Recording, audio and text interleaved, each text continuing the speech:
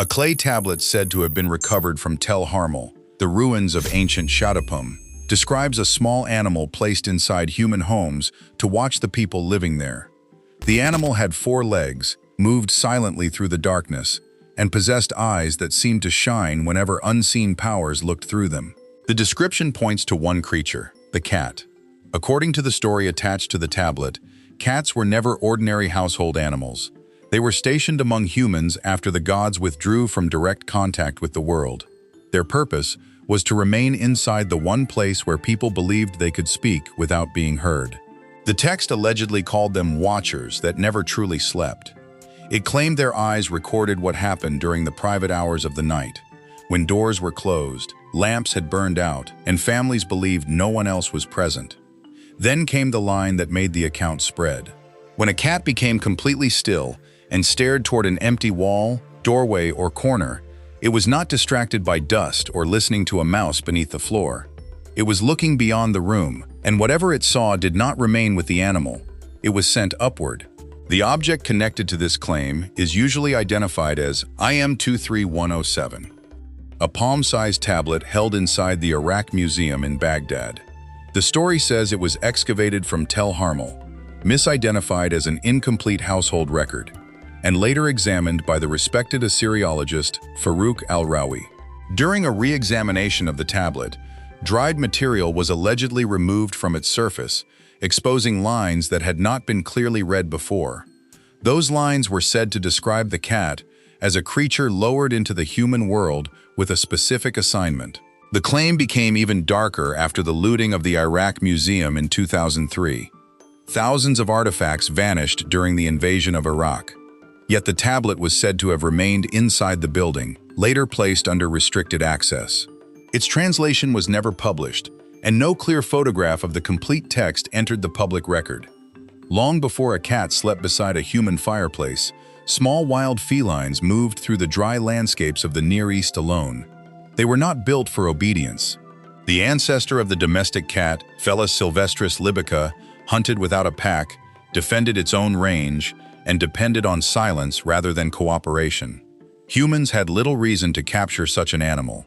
It could not pull a plow, carry a load, guard a herd, or provide milk. Then people began storing grain. The first permanent farming settlements created something that had not existed at that scale before: dense concentrations of food sitting in one place for months. Rodents followed. Wildcats followed the rodents. The boldest animals tolerated firelight, voices, and human movement because the hunting was easier near the granaries. Humans did not need to drag them inside.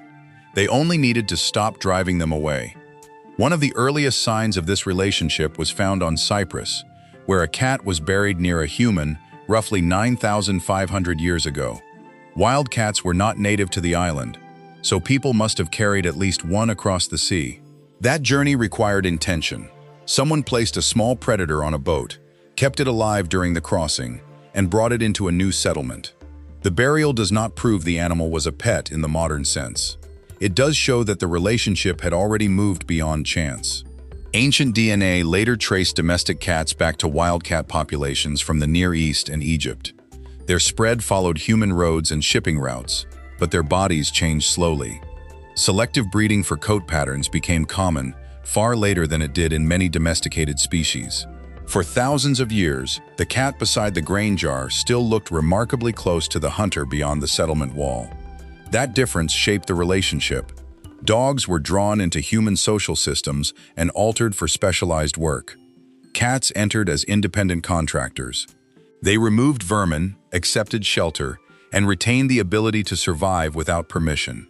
They learned household routines without surrendering the instincts that brought them there.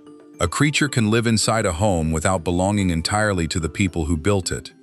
The earliest farmers would have seen this every night.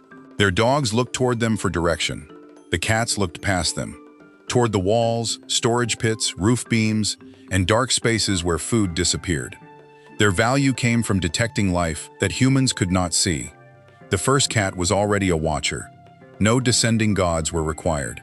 The written record from Mesopotamia does mention cats. Sumerian proverbs preserve brief observations of an animal that moved without slipping, cleaned its own skin with its tongue, and could locate openings in the ground. These were practical details.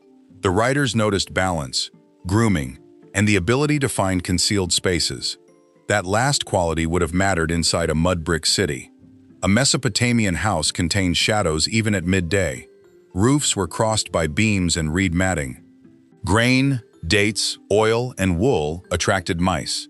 Cracks opened along walls. Courtyards connected private rooms to workshops and storage areas. At night, lamps illuminated only a small circle.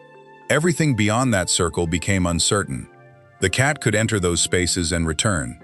Mesopotamians did not treat the unseen as empty. Their religious and magical traditions filled houses with forces that might protect, harm, warn, or contaminate the people inside. Protective figurines were buried beneath floors. Images of dogs and hybrid beings guarded thresholds.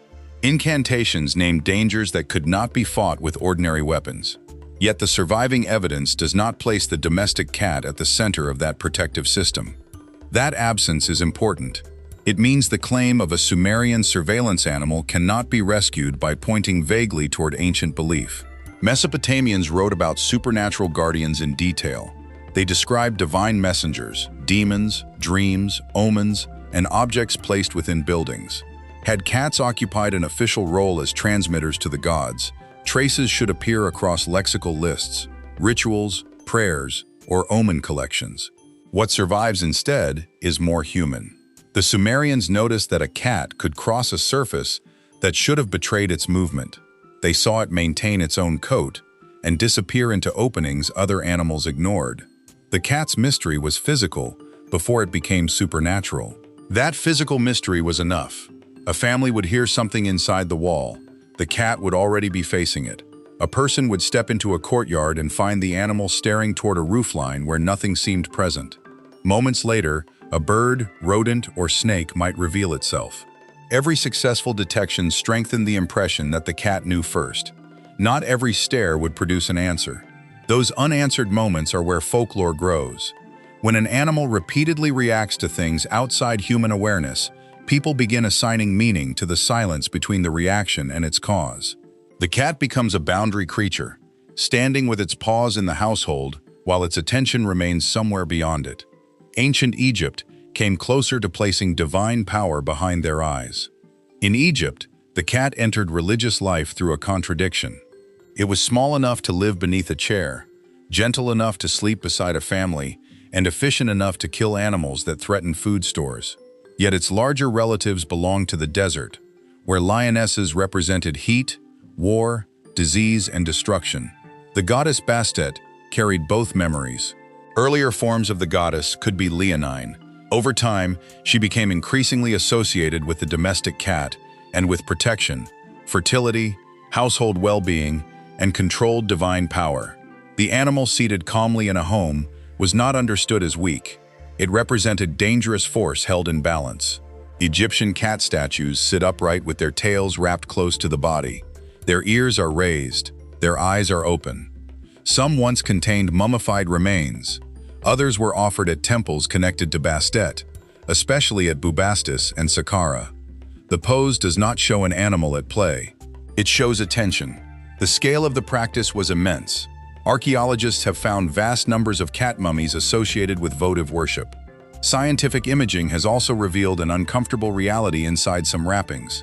One examined kitten was less than 5 months old and had suffered a deliberately broken neck. Sacred status did not guarantee a protected life. Some cats were raised, killed, wrapped, and sold as offerings. The worshipper received a physical messenger to the goddess. The temple received payment. The animal became the object through which a request traveled into the divine world. Here, the idea of reporting takes a different form. The cat was not secretly collecting conversations. People openly used its body to carry prayers. A bronze container, a bundle of linen, and the small skeleton inside formed a channel between a household and a deity associated with household protection. The animal's alert image remained outside, while its remains were sealed within. The watcher and the message became the same object. This may explain why later stories so easily transform Egyptian reverence into surveillance. A creature linked to divine protection can be reimagined as divine observation. A guardian stationed in the home can become an agent assigned to the home. The difference depends on who is believed to benefit from the watching. Egyptian evidence supports sacred association, votive practice, and protective symbolism. It does not prove that Egyptians believed every living cat transmitted private behavior to the gods. Still, they chose the cat for a reason. It appeared calm while remaining prepared. It rested without looking defenseless. Its eyes returned light from darkness. It could move through the home after human vision failed. Religion gave those traits a divine vocabulary. Biology reveals the machinery underneath them. A cat staring at an empty corner is rarely staring at nothing. Its hearing extends far above the upper range available to human ears, reaching frequencies around 65 kHz. Rodents communicate in high-frequency sounds that can pass through walls without entering human awareness. A faint scrape beneath flooring may be clear to the cat while the room remains silent to everyone else. Its eyes also handle darkness differently. Behind the retina lies the tapetum lucidum, a reflective layer that sends incoming light through sensitive cells again. The effect improves vision in dim conditions and produces the familiar shine when light strikes a cat's eyes at night. Humans see two glowing points and feel watched. The cat is simply using light more efficiently than we can. Whiskers add another map. They help judge openings and register contact near the face. The ears rotate toward small changes in sound. Smell identifies traces left long after an animal, person, or object has moved away. These senses do not create supernatural perception. They create unequal perception. The cat receives information first. That advantage affects how humans interpret its behavior. When a cat turns toward a door before a familiar person enters, the owner remembers prediction. The preceding vibration, scent, or distant sound is unavailable to the owner, so the response appears to have arrived without a cause. Cats also learn the people around them. Experiments show that they distinguish an owner's voice from unfamiliar voices, even when they do not respond with the obvious enthusiasm expected from a dog. Research into cat-human interaction shows that cats manage contact on their own terms, using gaze, sound, proximity, and timing. Their attention is real. The mistake is assuming that attention must serve us. A cat watches the person who fills its bowl, opens doors, changes rooms, brings strangers inside, and moves objects through its territory. From the animal's perspective, human behavior is part of the environment. Our habits predict food, noise, safety, disruption, and access. The household thinks it owns the cat. The cat is studying the household because the household is where it lives. This is the point where the old supernatural interpretation and the modern biological one almost touch. Both begin with the same observation. The animal is monitoring more than humans realize. One explanation sends the information to gods. The other keeps it inside a nervous system shaped by hunting and survival. Neither explanation makes the stare less intense. Only one requires a secret tablet.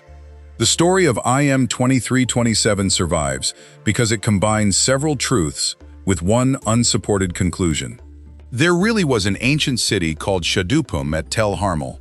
Its archives contained mathematical, administrative, legal, and literary tablets.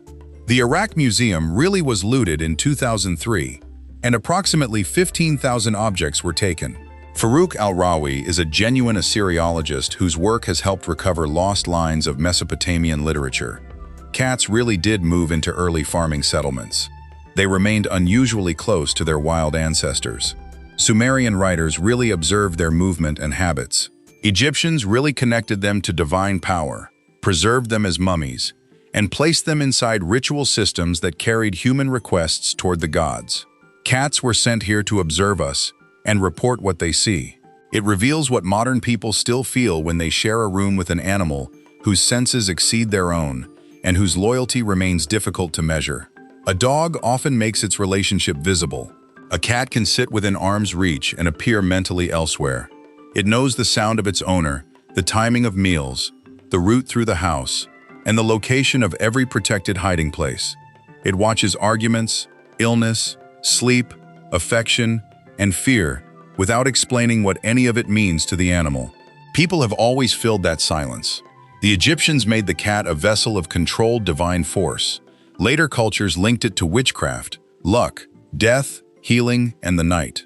The modern tablet legend updates the same unease for an age of cameras and data collection. Its gods behave like unseen operators. Its sacred animal behaves like a surveillance device. Its mythology speaks the language of technology. That may be why the story feels older than it is. Tonight, a cat may wake while the house is still. It may raise its head toward a hallway, follow a point across the ceiling, then settle as though nothing occurred. The ordinary explanation could be hidden movement, a sound inside the wall, or a scent carried through an opening. The cat will not tell you. The clay tablet that supposedly explains the stare leads to the wrong object. The divine report has never been found. The only confirmed message is the behavior itself. An animal inside the human home has detected something before the human did. The cat does not need a god behind its eyes to make the room feel occupied. It only needs to notice something you cannot.